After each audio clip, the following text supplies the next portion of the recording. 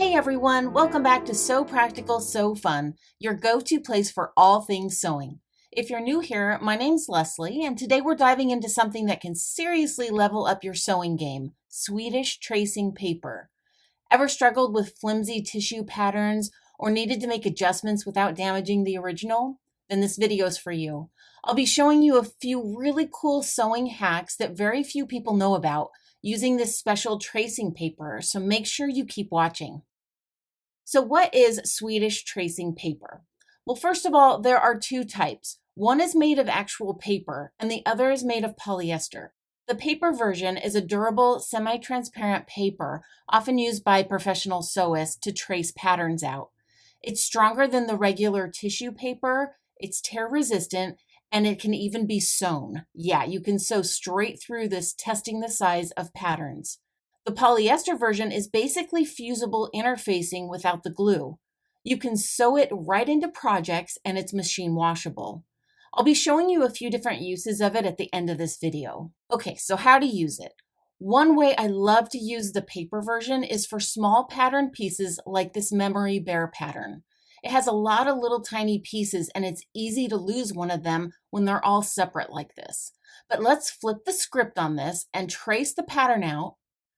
Then let's cut out the inside of each piece. Now you can see that my entire project is on one sheet. All the pieces are together.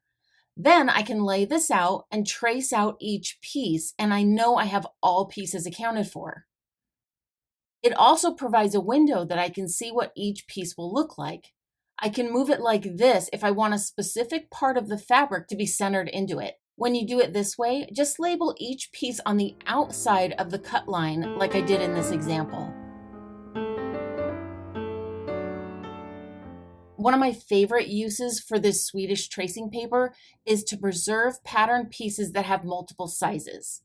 This pattern has 5 different sizes. If I cut out any size but the largest one, I'm going to lose all the other size options. So if I ever want to make a different size later, I won't be able to. Instead, I'm going to lay the tracing paper on top and trace out the size I want, keeping the original pattern perfect. I love patterns that include multiple sizes because I can adjust the fit. In this example, let's say I'm a size 16 bust, but I want the waist to line up more with the size 18, 32-inch waist.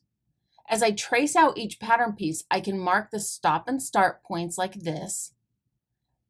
But in the waist area, I can mark with a dot the larger size.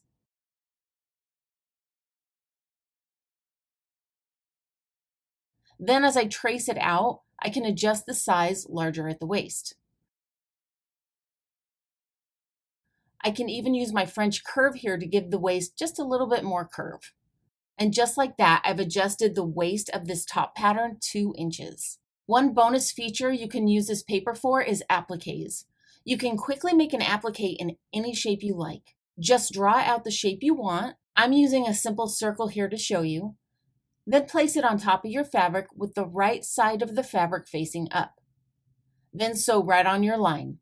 Trim the excess close to the stitch line, and then separate the 2 layers and make a slit into the tracing paper.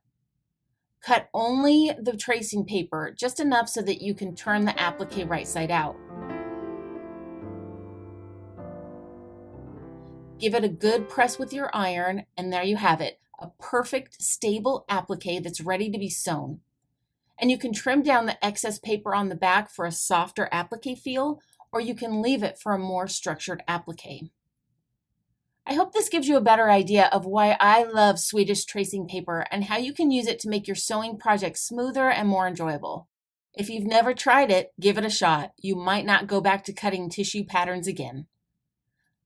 Don't forget to like, subscribe, and drop a comment if you have any questions or tips on how you can use tracing paper in your sewing projects. Thanks so much for watching and happy sewing!